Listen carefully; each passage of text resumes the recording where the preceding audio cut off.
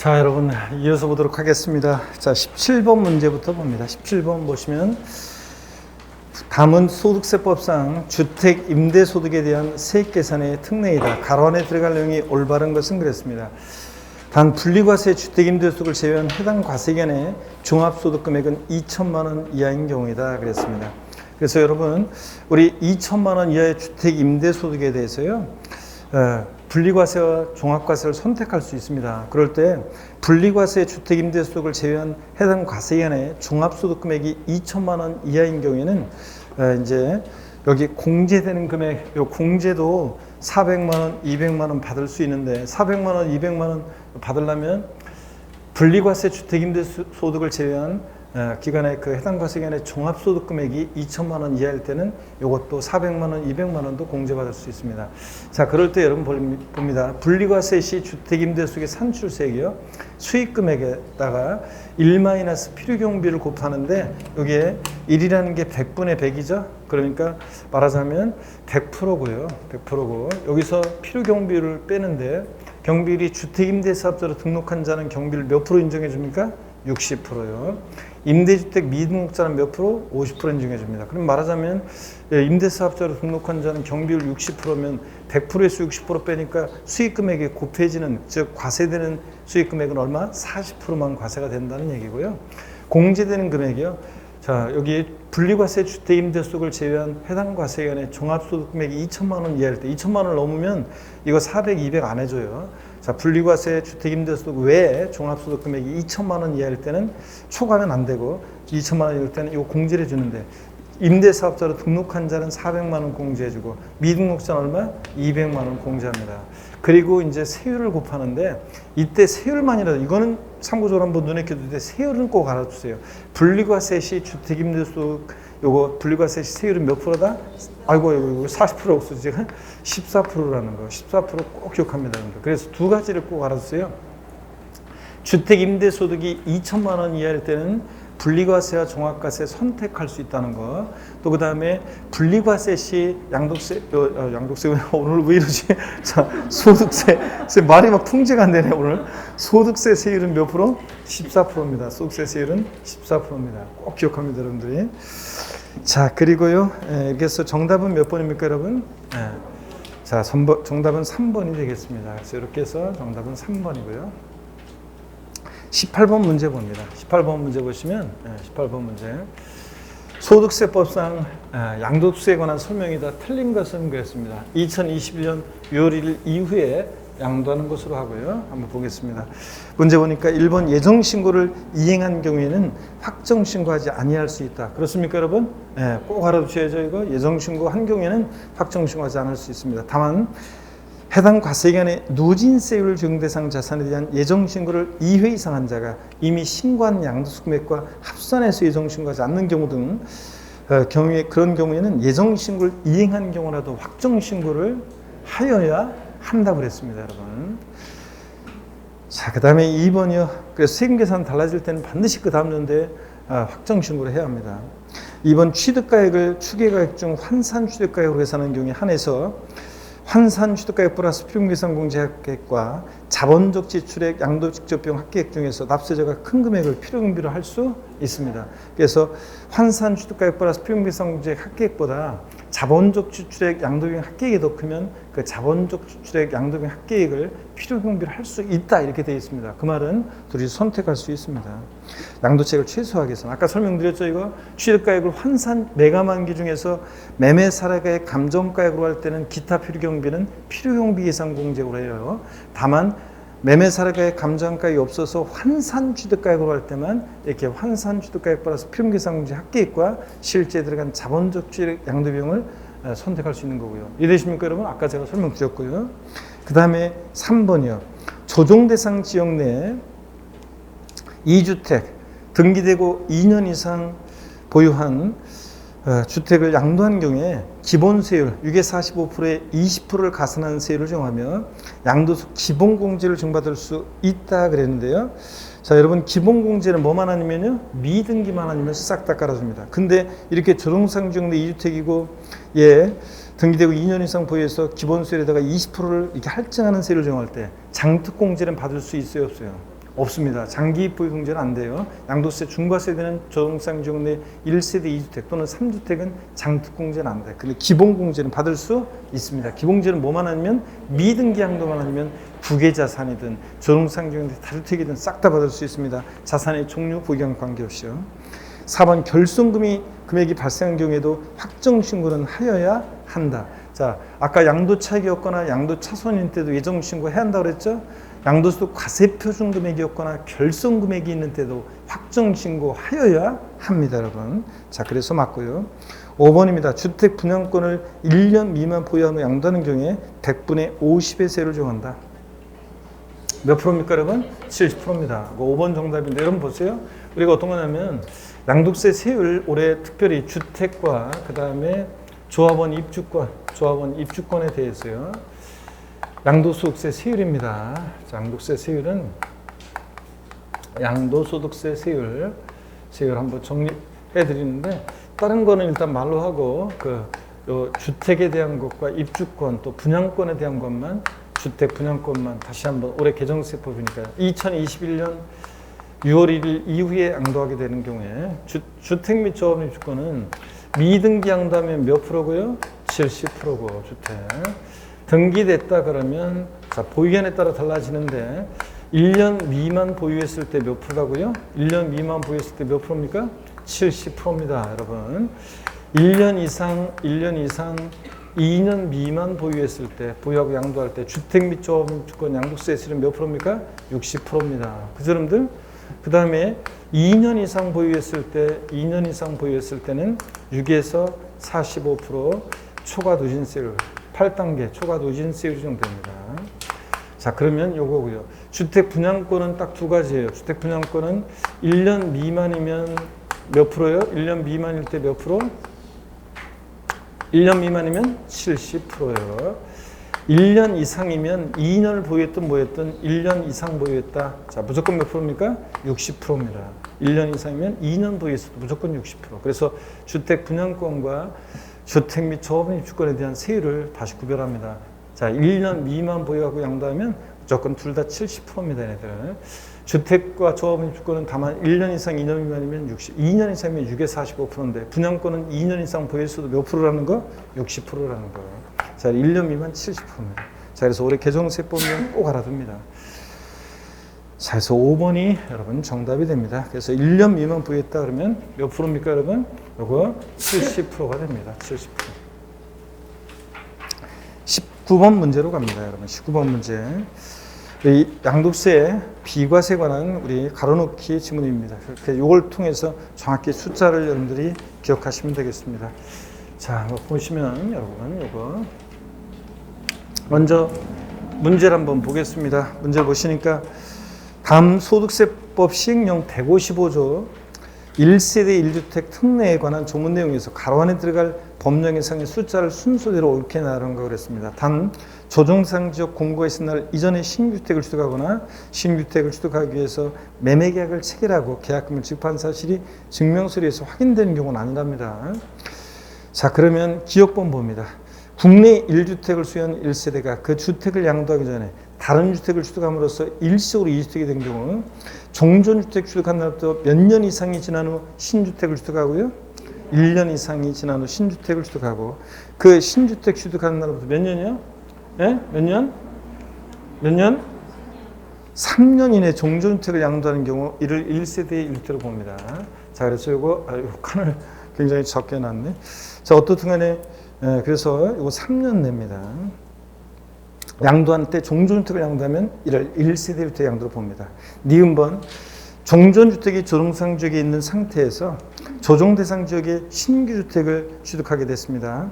자, 그랬을 때는 몇 년 이내 종전주택을 양도하는 경우이며 몇 년 내 양도해야 돼? 종전주택? 1년 내 양도해야 되고 신주택 취득일부터 몇 년 이내 그 주택으로 세대 전원이 이사를 오고 주민등록 전입신고까지 마쳐야 됩니까? 1년이요. 자, 그럴 때 전부 다 1년. 자, 그래서 이거 정답은 몇 번입니까? 2번이 정답입니다. 2번이 정답이에요, 여러분들. 2번이 정답이고요. 자, 그러면 우리가 이건 이런 얘기입니다. 우리가 여기 보시면 종전주택이 있고요. 우리가 주거이전 목적은 일시적 1세대 주택이에요. 종전주택이 있고, 그 다음에 신주택을 취득합니다. 이사 가려고 이제 신주택을 취득합니다. 신주택을 취득하고. 자, 그랬을 때 종전주택 취득 후 이것은 몇 년 지나서요? 1년 경과된 후에 신주택을 취득했어야 됩니다. 경과 후 신주택 취득하고요. 그래야지 만약에 종전주택 취득하고 나서 10개월 만에 6개월 만에 신주택 취득했을 때는 특례지원 받을 수 없어요. 이 신주택 취득일부터 종전주택을 몇 년 내? 3년 내 만약에 양도를 하게 되면 주택이 2주택이지만 1세대 몇 주택? 1주택 양도로 봅니다, 여러분들. 1세대 1주택 양도로 봐서 비과세에 관한 규정을 적용합니다. 그래서 무조건 비과세는 아니고 종전주택 보유기간이나 거주기한 요건 등이 있으면 그런 것을 갖춰야 됩니다. 자, 어떤 순간에 1세대 양도를 보고요. 근데 만약에 종전주택도 조정대상 지역이 있고, 그 다음에 신주택도 조정대상 지역이 있습니다. 신주택은 조정대상 지역 공고 이후에 취득한 주택이 됩니다. 자, 그러면 이런 때는 몇 년 내 팔아야 돼요? 몇 년 내? 1년 내. 자, 신주택 취득일부터 종전주택을 1년 내 양도를 해야 되고, 또 그 다음에 신주택으로 세대 전원이 이사를 와가지고 여기서 1년 내 신주택 취득일부터 1년 내 이사를 오고 1년 내 이사도 오고 그 다음에 여기 이사 오고 주민등록 전입 신고까지 맞춰야 됩니다. 1년 내에. 이랬을 때는 이 종전주택 양도했을 때 1세주택 양도를 봅니다. 둘 다 정상적이었을 때는 몇 년 내? 1년 내입니다. 일반적으로는 신주택 취득일부터 종전주택 몇 년 내 팔면 되고요? 3년 내. 자, 요 얘기입니다. 이거 이해하시고. 됐습니다. 그러면 19번 됐고 20번 문제 보겠습니다. 20번 문제를 보니까 다음 자료에 의하여 소득세법상의 토지 양도책을 계산할 때 옳은 것은 자 그랬습니다. 자, 그럼 문제 한번 보겠습니다. 이건 어떤 얘기인지 한번 봅니다. 먼저요. 양도 당시 실거래가액이 얼마예요? 6억입니다. 자, 그러면 6억이고요. 취득 당시 실거래가액을 알 수 없어요. 그러면 취득가액을 뭐 해야 돼? 추계해서 정해야 되겠네요. 매매 사례가액, 감정가액, 환산 취득가액, 매가만 적용하는데 일단 매매 사례액이나 감정가액 얘기가 없네요. 얼핏 봐도. 그럼 환산 취득가액을 구해야 되겠죠. 그래서 양도가액에서 필요경비 빼는데 취득가액은 이제 환산 취득가액으로 하게 되고요. 환산 취득가액으로 하게 되고. 그 다음에 이제 환산 취득가액으로 하면 기타 필요경비는 뭐 합니까, 여러분? 기타 필요경비는 어떤 걸 적용해야 돼요? 필요경비 계산 공제액을 적용해야죠. 아까 저거 설명드렸는데 이럴 때는 이제 필요경비 계산 공제액을 적용합니다. 기타 필요경비래요. 자, 그러면 환산 취득가액은 어떻게 구하느냐? 자, 이렇게 구하죠. 양도 당시 실거래가액이요. 양도 당시 실거래가액이 얼마입니까? 6억. 여기다가 양도 당시 기준시가분의 취득 당시 기준시가 얼마입니까? 2억. 그래서 요거 약분하니까 2분의 1이고 6, 자, 얼마입니까? 3억이죠. 3억. 자, 그래서 환산 취득가액은 3억이고 그 다음에 기타 필요경비 일단 구하기 전에요. 취득가액을 여러분 아까 배웠어요. 우리가 취득가액을 환산 취득가액으로 할 때는 환산 취득가액 플러스 필요경비 계산 공제액 합계액과 환산 취득가액 플러스 필요경비 계산 공제액 합계액하고 뭘 하고 비교해야 돼? 실제 들어간 자본적 지출액 양도비용 합계액하고 비교합니다. 취득가액을 환산 취득가액으로 할 때면. 그러면 자본적 지출액 및 양도 직접 비용이 얼마예요? 4억이요. 자, 그러면 4억이고 그러면 둘 중 이거는 3억 얼마니까 숫자가 작아요. 필요경비 계산 공제액은 취득 당시 기준시가의 공제율 3%니까 뭐 2억에 3% 해봤다 2, 3은 6, 600만 원밖에 안 되잖아요. 그래서 일단 실전에서도 필요경비 계산 공제액은 나중에 구해요. 일단 환산 취득가액 3억 얼마예요. 그 다음에 여기 자본적 지출액 양도비용 합계액이 더 커요. 자, 4억이요. 그럼 둘 중 어떤 거? 둘 중 어떤 거? 큰 거로. 자, 그래서 양도치를 최소화하기 위해서는 그러면 6억에서 4억 빼니까 6억에서 4억을 필요경비를 빼니까 얼마입니까? 2억이 됩니다. 자, 이렇게 해서 구하는 문제입니다, 여러분. 그래서 이 문제는 취득가액이 불분명하니까 취득가액을 추계해서 매가만기를 적용하는데 매매 사례가액 감정가액이 없으면 환산 취득가액으로 하고 취득가액을 환산 취득가액으로 할 때는 환산 취득가액 플러스 기타 필요경비는 필요경비상 공제액으로 하는데 이럴 때 환산 취득가액 플러스 필요경비상 공제 합계액과 실제 들어간 자본적 지출액 양도비용 합계액하고 비교해서 둘 중 어떤 거? 큰 금액으로 하게 됩니다. 양도책을 최소화하기 위한 조건을 제시했으면 더 좋았을 건데 어떻든 간에 그래서 양도가액 6억에서 자, 필요 경비를 4억으로 하니까 양도세가 얼마가 된다? 2억이 됩니다. 이해되십니까, 여러분? 요거 아까 설명드린 그 예입니다. 자, 그러면 됐고요. 이 1번이 정답이 되겠습니다. 21번 문제로 갑니다. 그래서 1번이 정답이고 21번 문제 봅니다. 다음은 2020년, 이거 왜 이거 할 때 안 바꿨지? 이거 뭐가 파일이 2021년도 고칩니다. 2021년도 해야 되는데 2021년도 거주자가 국내 소재 양도자산을 양도하는 경우에 양도소득세에 관한 설명이다. 옳은 것은 그랬습니다, 여러분. 1번에 매매로 부동산 등을 양도하는 경우에 대금을 청산한 날이 분명하지 아니한 경우에 계약상 잔금지비를 취득시로 한다. 자, 매매 같은 우리가 일반적 거래 양도 및 취득 시기 원칙 언제입니까? 대금 청산일. 계약서와는 상관없어요. 대금 청산일. 불분명하다 그러면 언제고? 등기 접수일. 대금 청산 전에 등기하면 등기 접수일입니다. 자, 다시 한번 보세요, 여러분들. 우리가 매매 같은 일반적 거래의 경우에 양도 및 취득 시기, 일반적 거래, 양도 및 취득 시기요. 원칙은 대금 청산일이에요. 실제로 잔금의 전부를 주고받는 날, 대금 청산일. 근데 그래서 계약상 잔금지불과는 관계없어요. 계약상 잔금지불 아닙니다. 실제 잔금의 전부를 주고받는 날. 근데 이 대금 청산일의 대금에 양수인이 부담하기로 한 양도소득세나 부가세금 포함한 금액이에요, 제외한 금액이에요? 제외합니다. 양도자가 내야 되는 양도소득세를 양수인이 부담하기로 했을 때 이 대금 청산일의 대금에는 양수인이 부담하기로 한 양도세는 포함한다, 제외한다? 제외합니다, 이거 여러분. 어떻든 간에 대금 일반 조건의 원칙 대금 청산일 계약서와 상관없고 예외적으로 이 대금 청산일 전에 만약에 대금 청산일 전에 등기를 했다. 그럼 언제입니까? 그 등기 접수일이고요. 등기 접수일이고.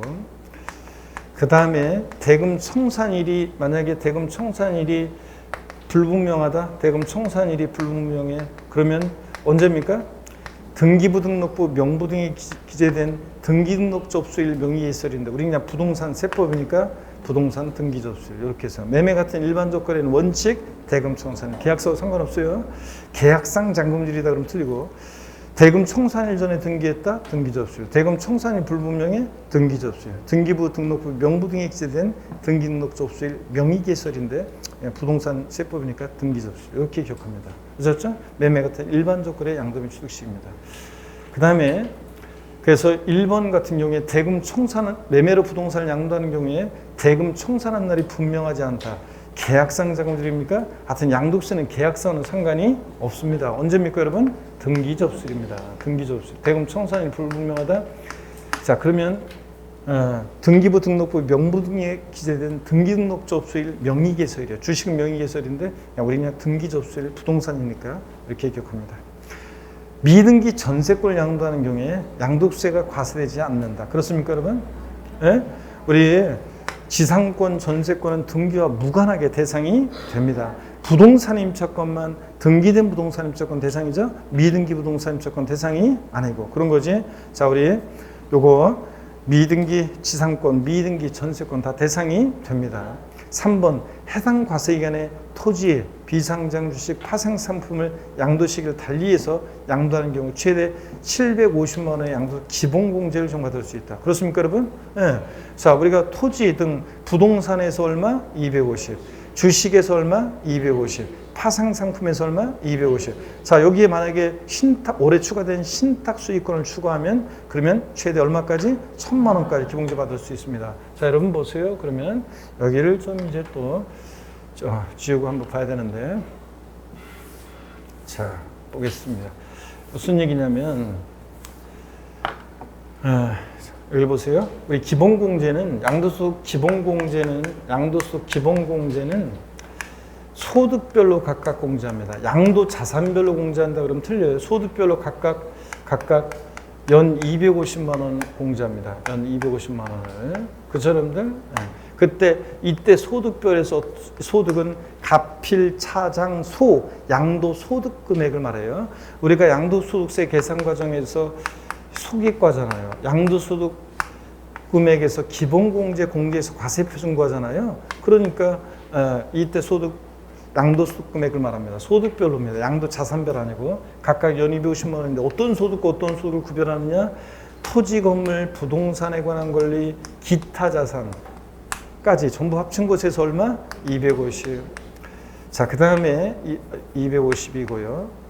그 다음에 주식 양도소득 금액에서 얼마? 250. 그 다음에 파생상품 양도소득 금액에서 얼마? 250만 원. 파생상품 양도소득 금액에서 250이요. 또 그 다음에 또 신탁 수익권 양도소득 금액에서 얼마? 250만 원입니다. 그래서 최대 토탈에서 국내 자산 양도 시에 토탈 얼마요? 1,000만 원까지 기본세 받을 수 있습니다. 토탈 1,000만 원까지 기본세 받을 수 있고요. 그러면 보세요.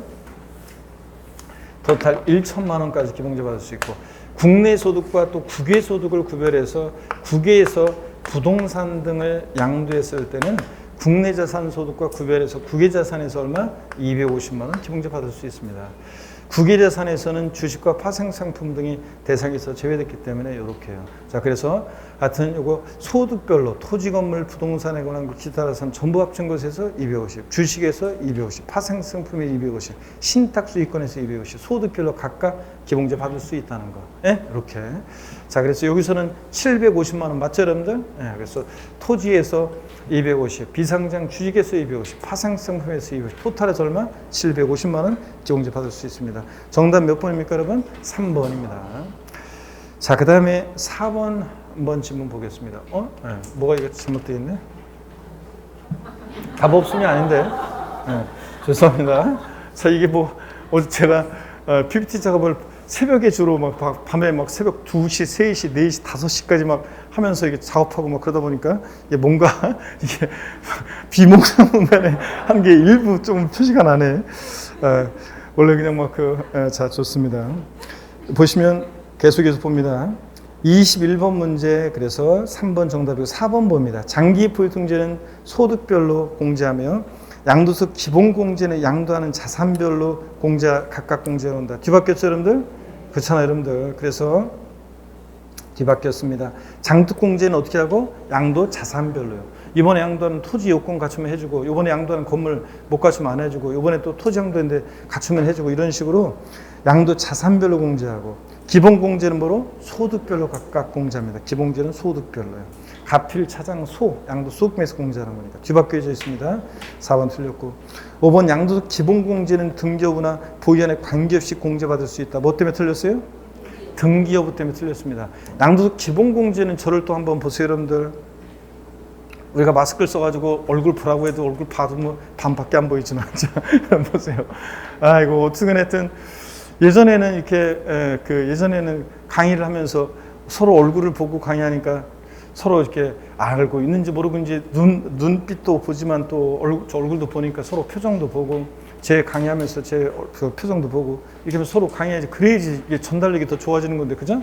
반은 가려져 있으니까 참 힘듭니다. 하여튼 강의하기도 힘들지만. 자, 저를 봅니다. 양도소득 기본공제는 뭐만 아니면 미등기 양도만 아니면 싹 다 깔아줍니다. 그래서 국외자산이든, 국외자산, 장특공제는 국외자산 안 되잖아요. 기본공제는 국외자산도 되고, 조정대상지역 내 다주택의 경우에 장특공제 배제되지만 기본공제는 받을 수 있고, 자산의 종류 관계없습니다. 장특공제는 토지, 건물, 조합원 입주권만 대상이지만 기본공제는 자산 종류 관계없고, 보유기한도 관계없죠. 장특공제는 몇 년 이상? 3년 이상 보여야 되지만 기본공제는 보유기한도 관계없습니다. 좌우지간하여튼 등기가 됐는데, 등기를 유한 재산인데 등기가 되는데 기본공제 배제한다. 무조건 틀리죠? 하여튼 뭐만 아니면 미등기 양도만 아니면 싹 다 깔아줍니다. 그래서 등기 여부 때문에 관계 있습니다. 등기 여부 때문에 틀렸어요. 보유기간과 자산의 종류에 관계없이 공제받을 수 있습니다. 보유기간이나 자산의 종류에 관계없이 공제받을 수 있다. 이렇게 돼 있어야 돼요. 21번, 3번 정답이고 22번 문제로 갑니다. 22번 문제로 보면, 자, 소득세법상 양도세 대상 자산이 아닌 것으로만 묶인 것은 그랬습니다. 단 고소가 국내 소지하는 자산을 양도한 경우이다 그랬습니다. 기억번 봅니다. 자, 대상이 되면 또 여러분들이 O 아니면 X를 외치면서 한번 체크해 보겠습니다. 보시면 토지 경계를 변경하기 위해서 관련 법령에 따른 토지 분할 등으로 토지를 교환하는 경우로서 분할된 토지 면적이 분할 전 토지 면적의 100분의 20을 초과하는 경우 양도에 해당합니까? 아니에요? 답이 엇갈리는구만. 자, 우리 지적경계선 변경을 위한 토지교환이요. 자, 보세요. 지적경계가 이렇게 돼 있는데 여기 토지 소유자 갑이고 여기 토지 소유자 을이고요. 지적경계가 삐뚤삐뚤하니까 경계를 합리적으로 정하기로 합니다. 그렇죠, 여러분들? 경계를 합리적으로 정하기로 할 때 그때 교환이 이루어지죠? 이쪽 토지 부분과 이쪽 토지. 지적경계선 변경을 위한 토지 교환은 양도에 당하지 않습니다. 다만 여기 보세요. 다만 분할된 토지 전체 면적이 분할 전 전체 토지 면적이 몇 프로? 20%를 초과하지 않아야 돼요. 초과하지 않았어야 되는데 초과했으니까 양도로 봅니다. 양도에 해당합니다. 초과했으니까 양도에 해당해요. 그 다음에 신탁의 이익을 받을 권리, 자본시장과 금융투자에 관한 법률 규정에 따른 수익증권이나 수익권 등 자, 제외되는 경우가 있습니다. 신탁의 이익을 받을 권리 대상이 됩니까? 예? 자, 그래서 과세대상이 됩니다. 이건 대상이 되잖아요. 신탁 이익을 받을 권리, 신탁 수익권 올해 추가됐죠? 2021년 개정세법. 그 다음에 지급권입니다. 영업권인데요. 사업에 상환한 자산과 분리되어 양도되는 영업권 대상입니까? 사업에 상환한 자산과 분리되어 양도되는 영업권은 반드시 사업에 상환한 자산, 토지, 건물, 부동산에 관한 권리와 함께 양도할 때 영업권만 대상이죠. 제가 KFC 뭐 얘기드리고 그랬잖아요. 코리안 프라이드 치킨인 줄 알았다고. 영업권, 토지, 건물, 부동산에 관한 권리와 함께 양도할 때 영업권만 대상이지 영업권만 단독 양도한다. 사업에 상환한 자산과 분리되어 양도되는 영업권은 이것은 뭐다? 기타 소득입니다. 기타 소득이지 양도소득이 아닙니다. 그래서 D급번은 아니고요. 부동산 매매 계약을 체결한 자가 계약금만 지급한 상태에서 양도하는 권리 이런 것도 대상이 된다고 했습니다. 부동산을 취득할 수 있는 권리로서 우리가 부동산을 취득할 수 있는 권리 그러면 건물이 완성되는 때 건물과 이에 딸린 토지를 취득할 수 있는 권리 아파트 당첨권, 분양권, 조합원 입주권 같은 거 토지 상환 채권, 주택 상환 사채 같은 거 상환이란 말 드는 채권 또 부동산 매매 계약을 체결한 자가 계약금만 지급한 상태에서 양도하는 권리. 시동생 명의로 아파트 분양 계약 체결했는데 잔금 체류 전에 명의 바뀌면 어떤 세금이 문제되나요? 부동산 매매 계약을 체결했을 때 계약금을 치렀다는 것은 치른 자가 계약금을 지급한 자가 치르지 않은 자보다 우선적으로 그 계약을 완성시켜서 결국 부동산을 취득할 수 있는 지위, 권리를 갖게 되니까 우리가 계약금을 지급하잖아요. 그런 겁니다. 그래서 부동산 매매 계약을 체결한 자가 계약금만 지급한 상태에서 양도하는 권리도 대상이 됩니다. 대상이 아닌 거 고르라고 그랬으니까 아닌 거 고르라고 그랬으니까 어떤 겁니까? 지급법만 아닙니다. 지급법만 아니에요. 그래서 5번이 정답이 되겠습니다. 자, 넘어갑니다, 여러분. 넘어가시면 23번 문제 보겠습니다. 23번 문제요. 자, 23번 문제 보니까 답은 지방세 기본법 및 국세기본법상의 납세무 성립 시기에 관한 설명으로 옳은 것은 모두 몇 개인가 했습니다. 다시 또 이제 조세 총론 문제가 나오네요. 실전에서는 여러분 항상 시험 문제는 실전에서 문제는 구성은 세법 나올 때 조세 총론 나오고 지방세 나오고 국세 나오고 이런 게 아니에요. 그냥 랜덤이에요. 막 섞여 있습니다. 그래서 맨 앞에 조세 총론 문제가 시작할 때도 있고 지방세 문제가 작년 같으면 지방세 문제가 시작할 때도 있고 또 그 전에는 또 소득세, 양도세 문제가 또 제일 먼저 나오기도 하고 막 섞여져 있습니다. 순서는. 그러니까 그거 저 공부하던 순서대로 생각하시면 안 됩니다. 자, 그러면 계속해서 보겠습니다. 납세무 성립 시기에 관한 설명 옳은 것은 모두 몇 개인가 했습니다. 자, 옳으면 O 아니면 X를 외치면서 저랑 한번 풀어보겠습니다. 소득세는 소득이 발생한 때 X입니다. 소득세는 기간을 단위로 과세하니까 과세기간이 끝나는 때입니다. 12월 31일 과세기간이 끝나는 때예요. 소득 발생할 때, 소득 지급하는 때, 소득 얻은 때 아무리 꾸셔 넘어가면 안 되죠. 소득세는 과세기간이 끝나는 때입니다. 등록에 대한 등록면허세는 재산권 등 그 밖의 권리를 등록하는 때. 맞습니까, 여러분? 등록면허세는 등기 등록하는 때. 등기 등록하는 때입니다. 맞죠, 여러분들? 등기 등록한 후 아니에요. 자, 등록한 후 60일이 경과하는 때 아니에요. 등기 등록하는 때입니다. 취득세는 취득하는 때. 등록에 대한 등록면허세 등기 등록하는 때입니다. 재산세와 소방분, 지역자원시설세, 재산세 친구, 종합부동산세는 매년 6월 1일. 맞습니까? 예, 얘네들은 과세 기준일인데 과세 기준일이 언제입니까? 6월 1일. 똑같습니다. 그래서 다음 중 납세무 성립시기 같은 것끼리 짝져진 것 골라라. 얘네들 재산세, 소방분, 지역자원시설세 친구, 그리고 종합부동산세. 얘네들은 자 6월 1일 맞습니다. 수시부가에서 징수하는 지방세는 수시부가 하는 때. 저를 보셔야죠. 수시부가에서 징수하는 지방세나 국세는 수시부가 사유가 발생한 때입니다. 얘는 수시부가 할 사유가 발생하는 때, 사유가 발생하는 때지 수시부가 하는 때 아니라고 그랬잖아요. 수시부가 할 사유가 발생하는 때입니다. 또는 수시부가 할 사유가 발생하고 60일이 경과하는 때 아니에요. 수시부가 징수하는 수시부가 징수하는 국세나 지방세는 저를 다시 보세요. 수시부가 할 사유가 발생한 때. 이래야지 시험장에서 제 음성이 들리지. 어떤 수강생이 교수님, 아니 진짜로 어제 제가 어디 가서 뭐 하는데 이제 공부 좀 처음 하는 수강생인지 이제 막 시작하는 수강생인지인데 보니까 진짜 음성이 들릴까요? 그러는데 그 음성이 진짜 들리는 사람들 많은 분들은 들린다고 간증하는데 어떤 수강생은 하나도 안 들리는데 뭐 쓰는 사람이고 아이고 진짜 똑같이 수업을 들어가지고 어떤 사람은 작년 시험에도 그렇고 작년 시험에도 합격 후기 보면 어떤 수강생은 진짜 교수님 강의하는 것만 진짜 어떻게 시험에 나오는 것만 그렇게 쏙쏙 강의했냐고 하면서 합격 후기에 진짜 강의한 것만 쏙쏙 나와가지고 자기 진짜 어려움 없이 문제 풀었다고 그래서 즐겁게 진짜 문제 풀었어요 이렇게 얘기하는 반면에 또 어떤 사람은 저 괜히 원망일수록 하나도 안 나온 것처럼 내가 가르쳐준 거 하나도 안 나왔다 이런 식으로 악의적으로 얘기하는 사람인데 어떻게 하나도 안 가르쳐요.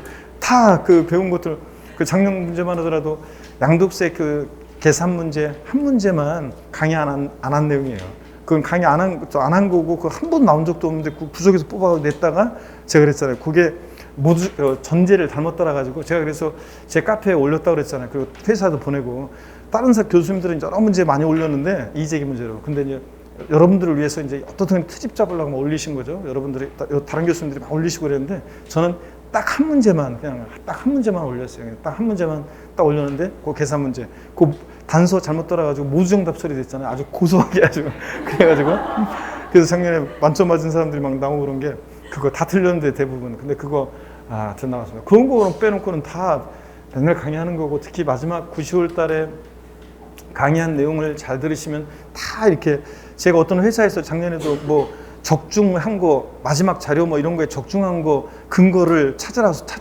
해달라고 하더라고요. 그 기출문제 여기에 제가 강의하는 거에 어디에 나왔는지 이걸 근거 찾으라고. 진짜 그런 거 짜증나는데 어떡하냐 근거 일일이 찾아가야 되잖아요. 그래서 9, 10월 달 그러면서 이제 저도 이제 사실은 그렇게 짜증나긴 하지만 그래도 그거 하면서 이렇게 저도 이제 그 근거를 다시 한번 이제 확인해 보거든요. 진짜 그렇게 하면서 한번 확인해 보면 진짜로 작년에 한 2문제가 빼놓고는 9, 10월 달 이 자료 동영모의고사 우리 백선 특강 여기 물론 이제 쪽집게 특강에는 다 거의 대부분 다 들어있고요. 그래서 거의 이렇게 해가지고 9, 10월 자료만 봐도 계산 문제하고 무슨 어떤 지문 하나 문제 자체가 아니라 지문 하나 하고 나머지는 뭐 다 9, 10월 자료에 다 들어있어요. 그러니까 마지막 자료들을 각 교수님들이 방출하는 이런 자료들을 잘 보시라고 그랬습니다. 자, 어떻게 하다 그랬죠? 제가 이거 수시부가 이거 수시부가 사유가 발생한 때지 수시부가 하는 때 아닙니다. 자, 그 다음에 취득세 부가세로서 지방교육세는 취득세 대상 자산을 취득하는 때 맞습니까, 여러분? 여러분 지방교육세나 농특세 같은 부가세들은 항상 여러분 부가세는 농특세나 지방교육세나 하면 얘네들은 그때그때 달라요. 본세에 따라서 성격이나 징수방법, 납세금 성립시기가 다 본세를 따라가요. 지방교육세가 취득세 부가세일 때는 취득하는 때고 재진이 재산세 부가세일 때는 과세 기준일 6월 1일이고 이런 부가세들은 그때에 따라서 본세에 따라서 그래서 취득세 부가세일 때 지방교육세는 취득세에 따라가야죠. 취득세 대상목을 뭐 하는 때? 취득하는 때예요. 자, 맞습니다, 여러분들. 취득하는 때고. 그 다음에 상업소분 주민세, 개인분 주민세.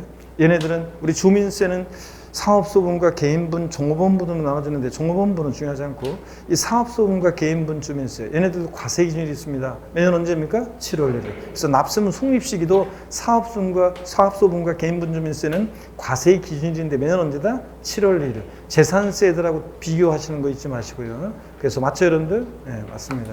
그래서 설명 옳은 것은 하나, 둘, 셋, 네 개네, 여러분들. 그래서 이렇게 해서 3번이 정답입니다.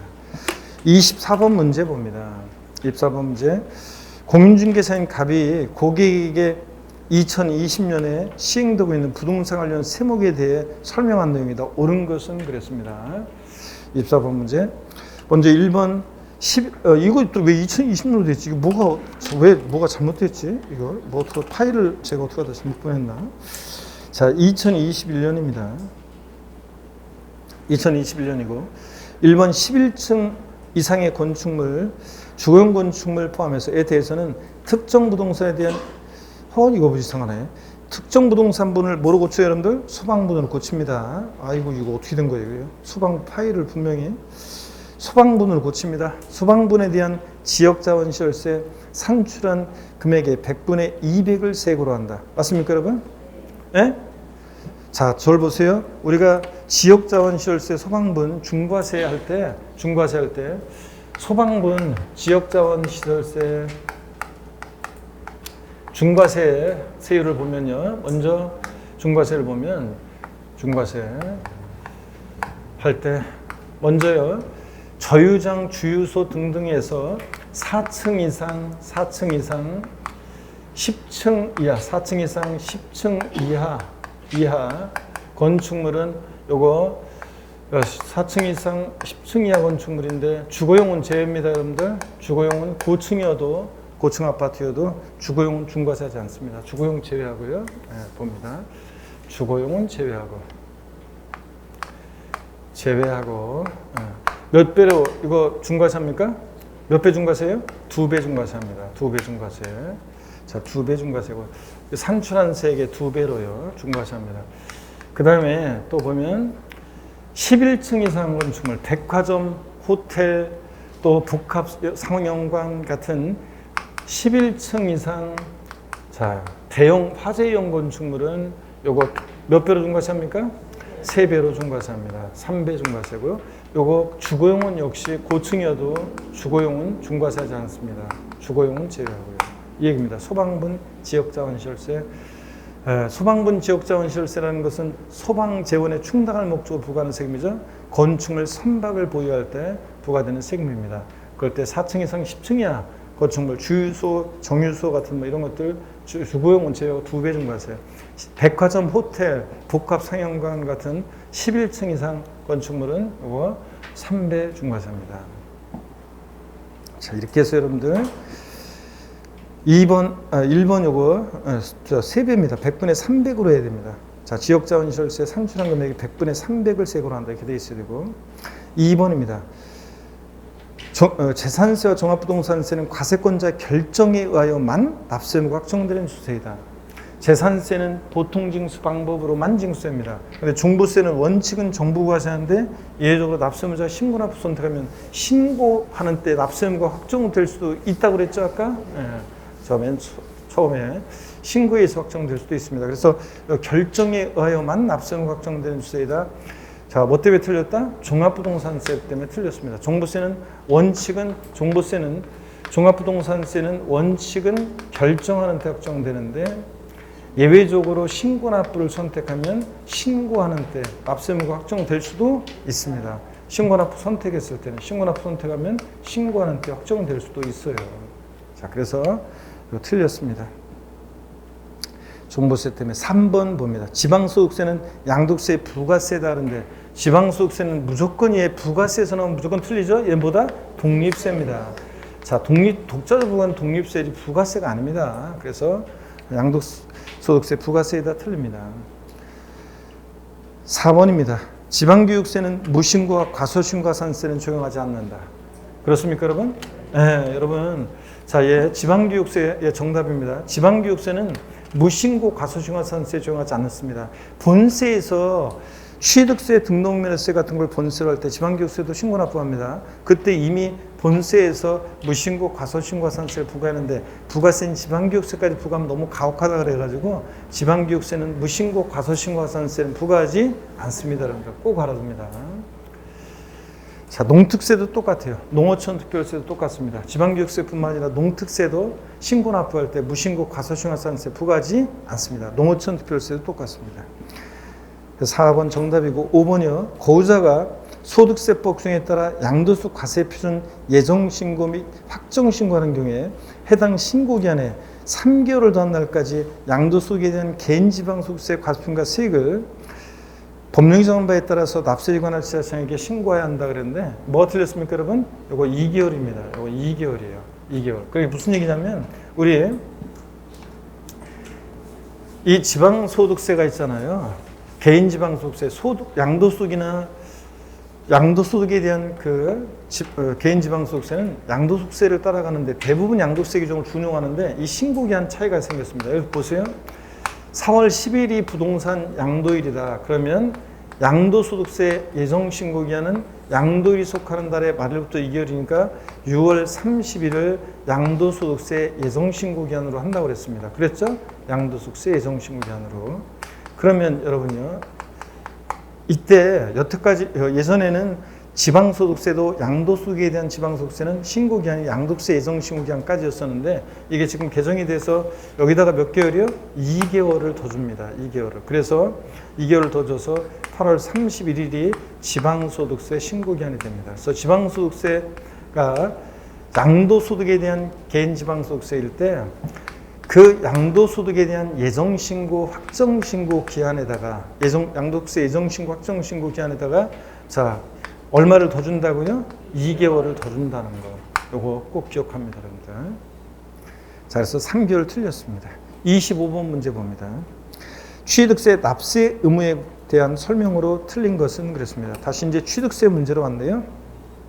직계 비속이 직계 존속에 부동산을 취득하는 경우로서 그 대가를 지급하기 위해서 취득자 소득이 입증되는 경우에 유상으로 취득한 것으로 본다. 맞습니까, 여러분?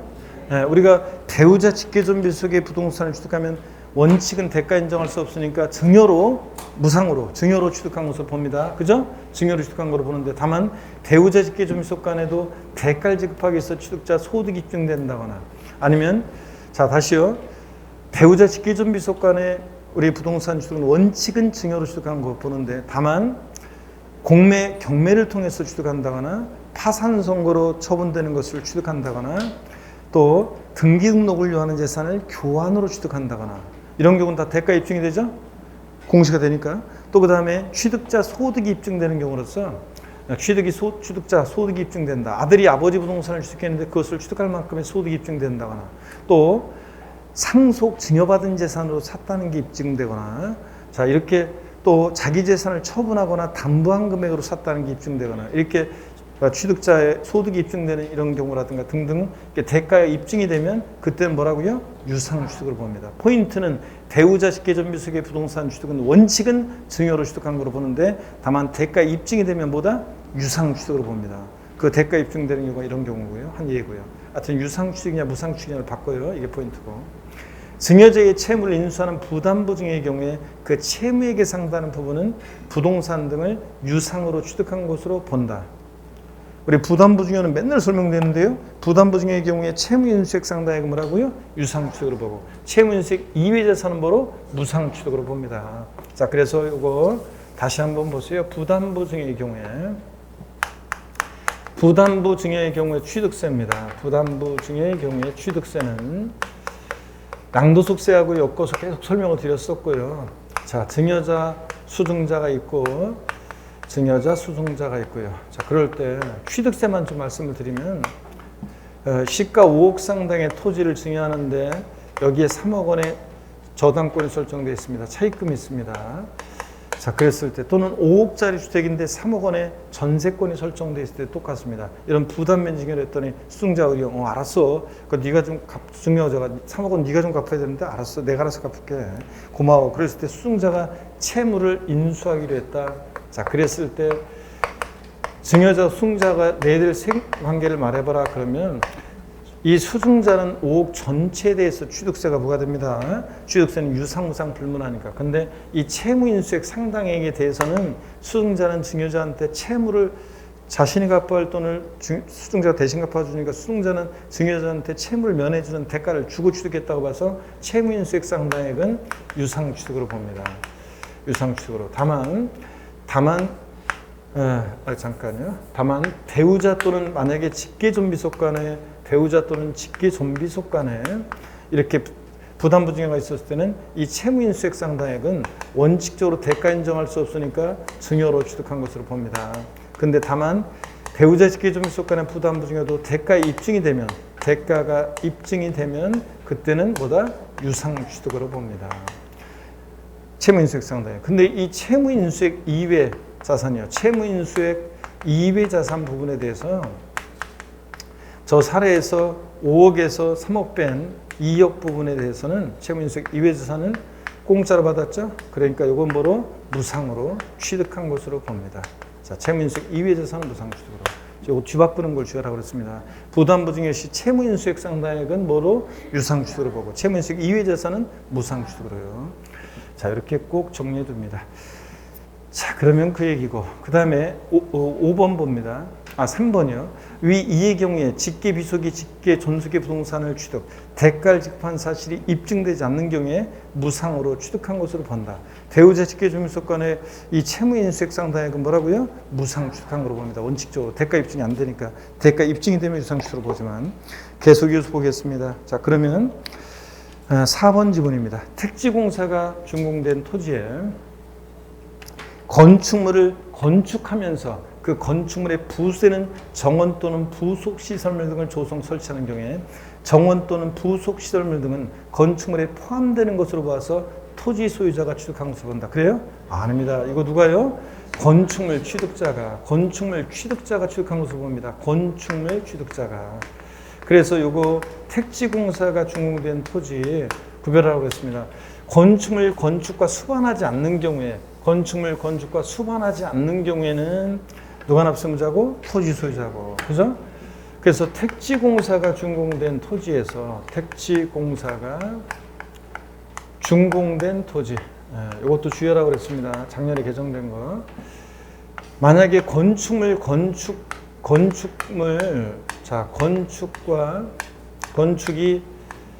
수반되지 않는 경우, 건축 수반되지 않고 택지공사가 준공된 토지에서 여기서 이제 정원이나 부속 시설물 등을 조성 설치한다. 자, 그러면 조성 설치한다. 그럴 때는 이 처음에 택지공사가 준공된 토지 평평하게 땅을 밀어놨어요. 거기다가 이런 것들을 설치하면 토지 가치가 증가했을 때 그 가치 증가분에 대해서 취득세가 부과될 때 누가 납세무자가 되느냐? 토지 소유자가 납세무자가 되고요. 자, 준공된 토지의 납세무자입니다. 취득세 납세무자. 건축물 근데 건축하면서 그 부속 토지 내에서 정원 등을 조성 설치했다. 그러면 누가 납세무자입니까, 이거? 그럴 때는 이 건축물 취득자가 납세무자가 됩니다. 건축하면서 부속 토지 내에서 이런 게 있었을 때는 건축물 취득자가 납세무자가 되고요. 이 얘기입니다, 여러분. 그래서 택지공사가 준공된 토지에서 건축물 건축한다는 말 없이 그냥 택지공사가 준공된 토지에서 정원이나 부속 시설물 등을 조성 설치했다. 누가 납세무자냐? 토지 소유자. 건축물 건축하면서 그 부속 토지 내에서 조경사 등이 있었다. 누가 납세무자냐? 건축물 취득자가 납세무자예요. 요거 이렇게 정리 딱 해줍니다. 그래서 이것도 중요하고요. 4번 정답입니다. 5번 공동 상속받은 자산에 대한 취득세 납부에 대해서 공동 상속인들은 연대 납세무가 있다 없다? 있다. 여러분 우리가 자 보시면요. 상속으로 취득한 자산은 누가 납세무자입니까? 상속인 각자입니다. 근데 상속인 각자인데 다만 그러니까 주된 상속자 아니고요. 근데 공동 상속의 경우에 공동 상속인들은 취득세 납부에 대해서 연대 납세무가 있습니다, 여러분들. 자, 그리고 26번 문제부터인데요. 시간이 또 됐네요. 조금만 쉬었다가 오늘 2시에 조금만 더 하고 2시부터 밥을 먹을게요, 여러분들. 그리고 그 다음 파트부터는 이제 처음에나 이렇게 자세히 설명하지 다음부터는 이제 쭉쭉 넘어갈게요. 자, 어떻게 많이 늦었네 근데. 이거 하다 보니까 오늘 촉진도라 역시 시간이 저기 하네. 잠깐만 쉬었다가 26번부터 보겠습니다.